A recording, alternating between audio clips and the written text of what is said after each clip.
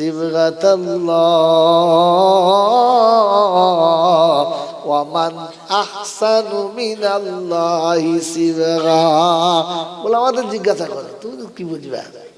প্রথম পারা শেষ পৃষ্ঠাতে আছে, আল্লাহ বলে রঙিন আমি করেছি, তার থেকে ভালো রঙের কারণ নেই। পৃথিবীর সব রঙের কালার চটে, আল্লাহ দেওয়া কালার ব্র্যান্ডেড কোম্পানির মাল, চটার কোনো কায়দায় নেই, কবরে গিয়ে চলবে।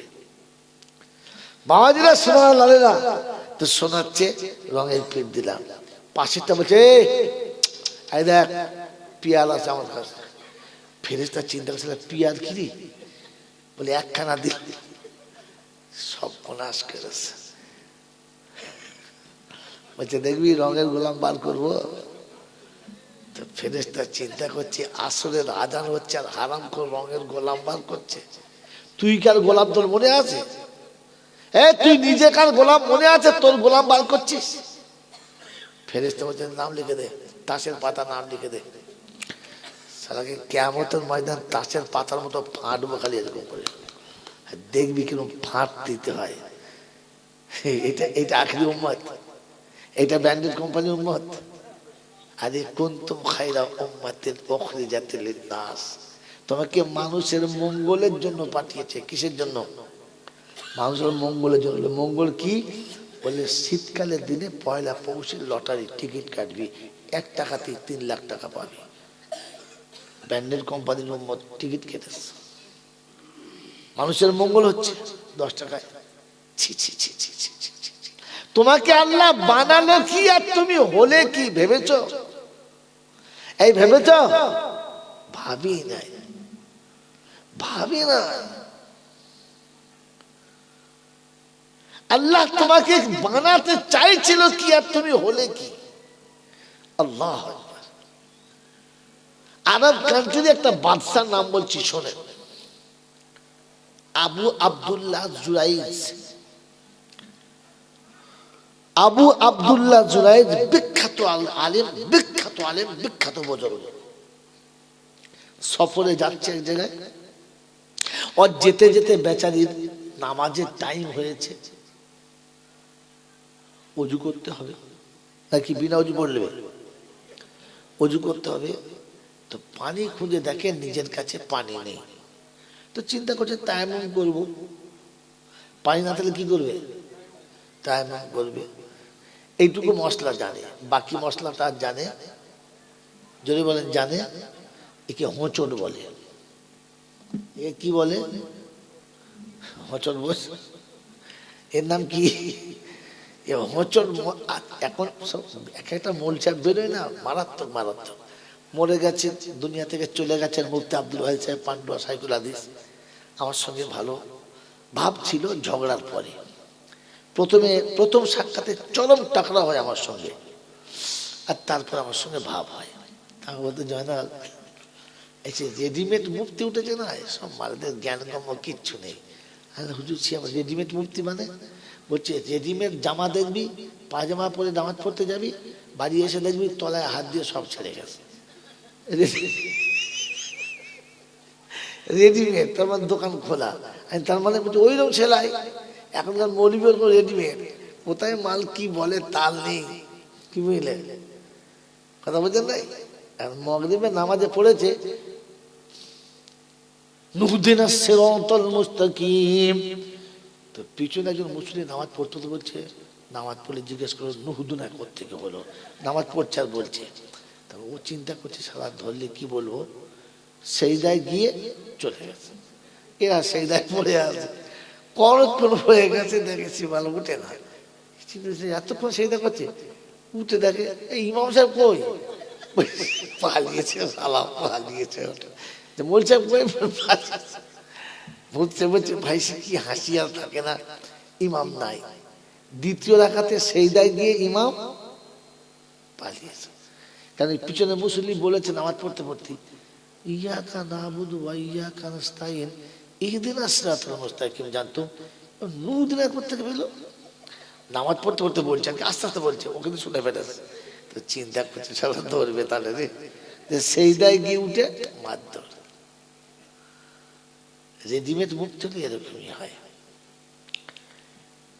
ইসলামে বিয়ে করা কটা জায়েজ আছে বাবা? 4টে। সুন্নত, হ্যাঁ না বলো? ভালো কাজ কি? ভালো কাজ খারাপ কাজ কি রে? আহা, আমার না জলসা।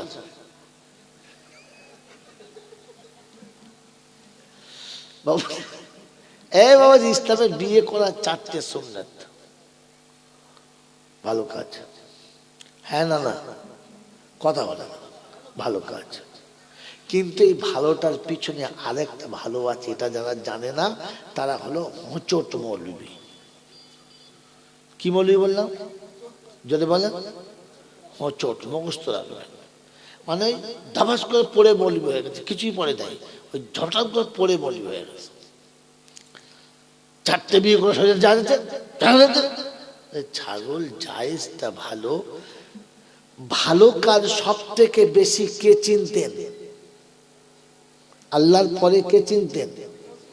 আল্লাহর নবী। তারপরে কে চিনতেন? সাহাবীরা। হ্যাঁ না বলেন?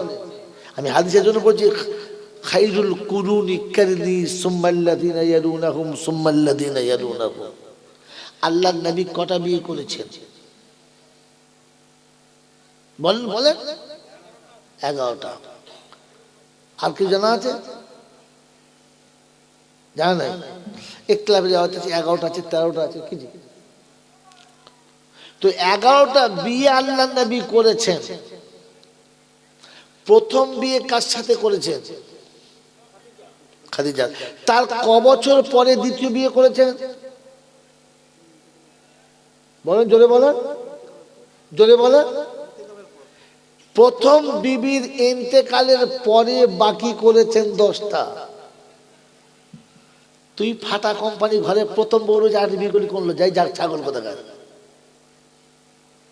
প্রথম স্ত্রী আল্লাহ পাকের মনোনীত পছন্দের, তিনি আপনার জোড়া তৈরি করেছেন ওখান থেকে। যতক্ষণ প্রথম স্ত্রী আছে, তাকে যদি সে যদি তোমার কাছে 3টে জায়গায় অপারগ হয়, তবে আপনি করতে পারেন, তাও তার কাছে অনুমতি নিয়ে। তিনি মরে গেলে আপনি 40টা করেন, আমার কোনো অসুবিধা নেই। প্রথম বউটা ঘরে শুয়ে শুয়ে আফসোস করছে, আর ওমাল একটা চকচকে দিকে কপ করে একটা ধরে ফেলেছে। ছাগল কোথাকার। কথা বুঝেছেন? হযরতে আলী কারামাল্লাহ ওয়াজহুর বিবি কটা জানে না? 5টা। কটা যদি বলেন? প্রথম বিবির নাম কি? ফাতেমা। হয়তো আলীর প্রথম বিবি ফাতেমা, এটাও জানো না? সে কি আশ্চর্য মাল, দেখো দিন।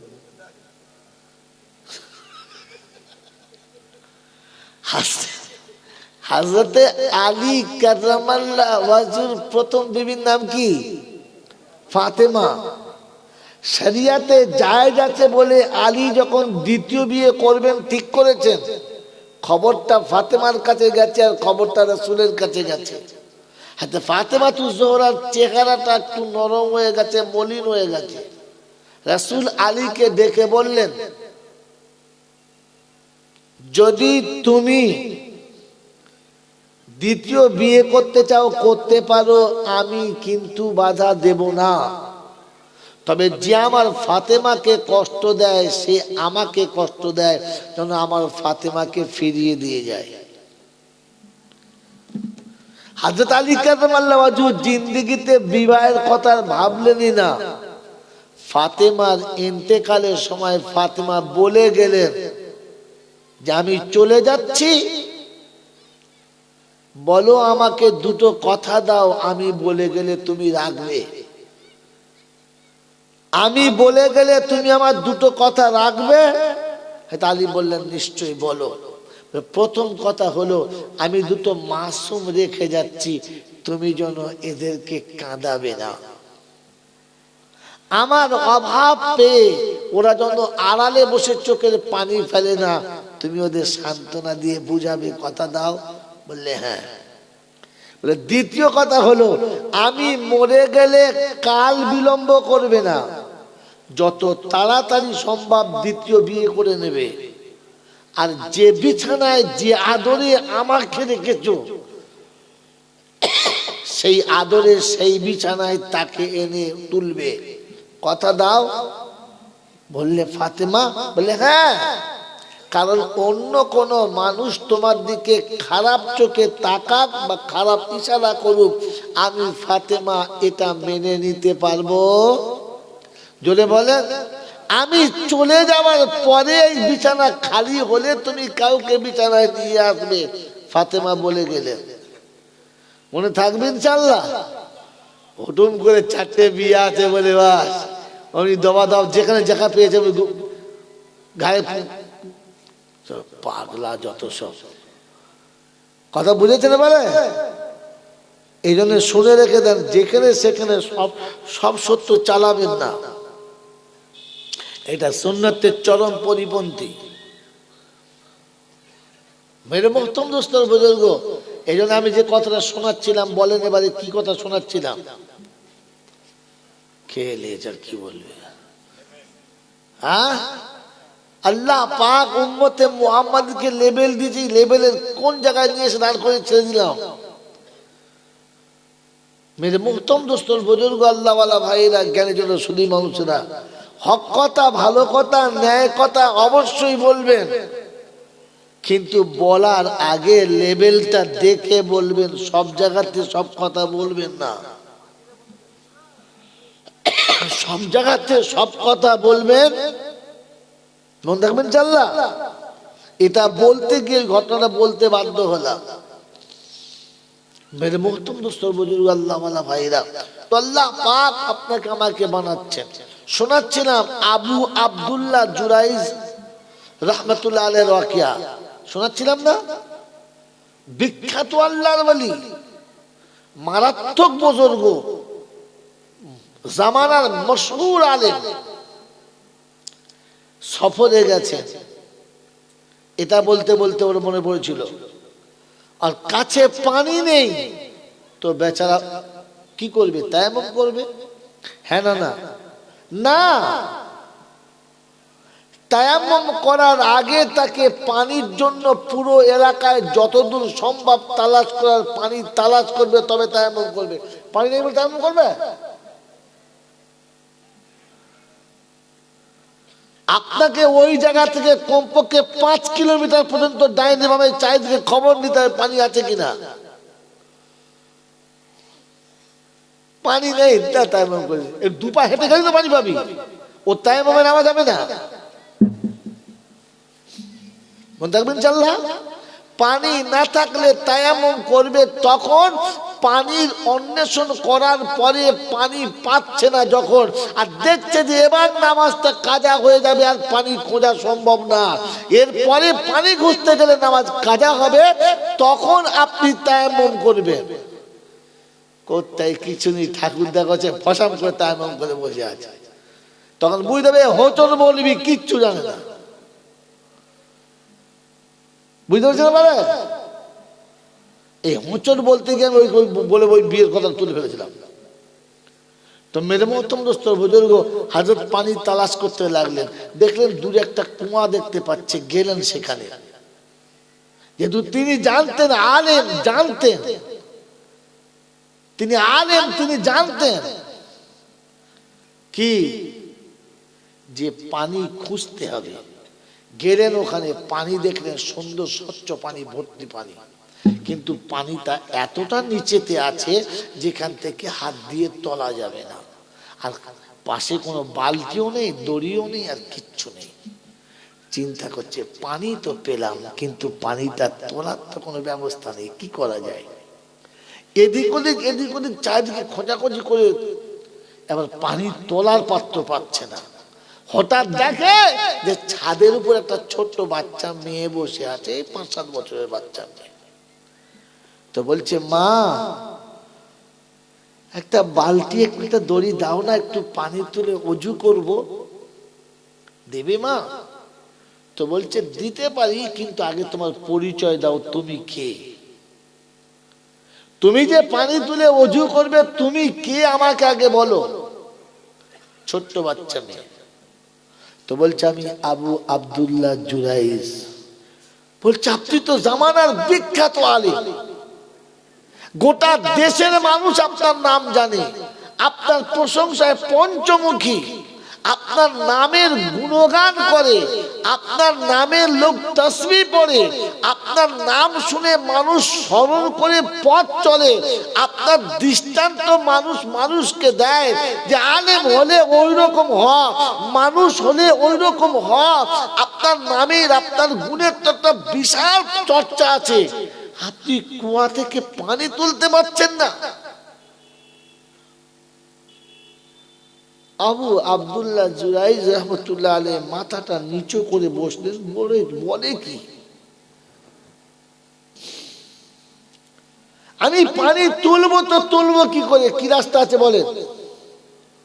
ওই বাচ্চা মেয়েটা কি ইশারা করতে যাচ্ছে? যার কথা শুনে,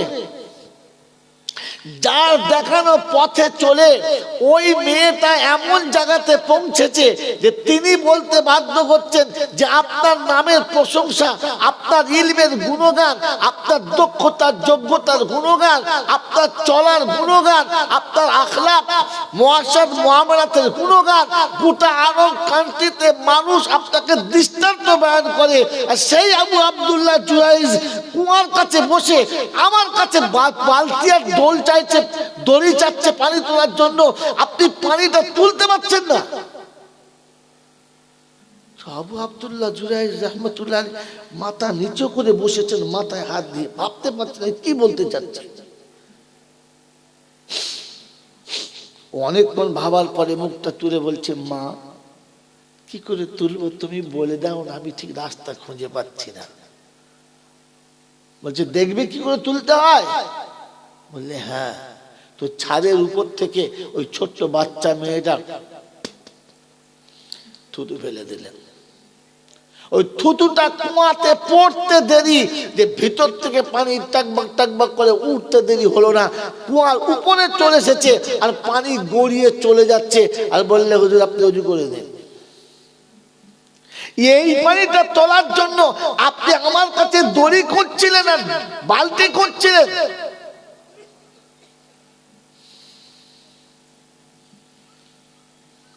আবু আব্দুল্লাহ জুরাইজ রহমতুল্লাহ আলাইহি হতভম্ব হলেন, এই দুধের বাচ্চাটা আমাকে কি কি কারিশমাতে ফাঁসালো।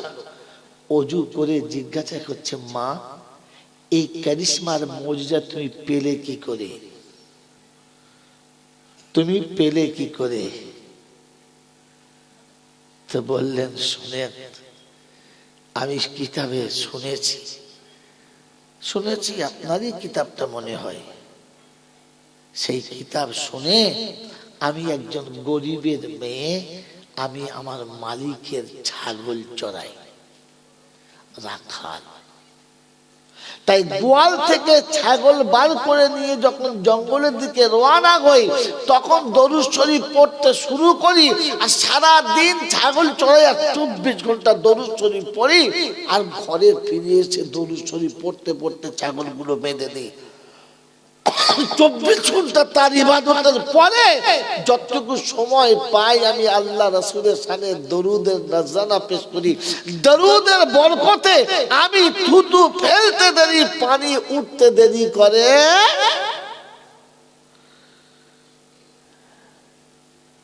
কি বুঝেছেন? ডিগ্রিতে খোদার কাছে প্রিয় হওয়া সম্ভব না, বিখ্যাত হলে খোদার কাছে প্রিয় হওয়া সম্ভব না। তার পিয়ারা হতে গেলে আমাল চাই, আমাল কুনতুম খায়রা উম্মাতিন উখরিজাত লিন-নাস। মনে থাকবে ইনশাআল্লাহ, মনে থাকবে ইনশাআল্লাহ। আমার আল্লাহওয়ালা ভাইরা, জ্ঞানীজনেরা, সুধী মানুষেরা, আমার সোনামণি মায়েরা, বোনেরা,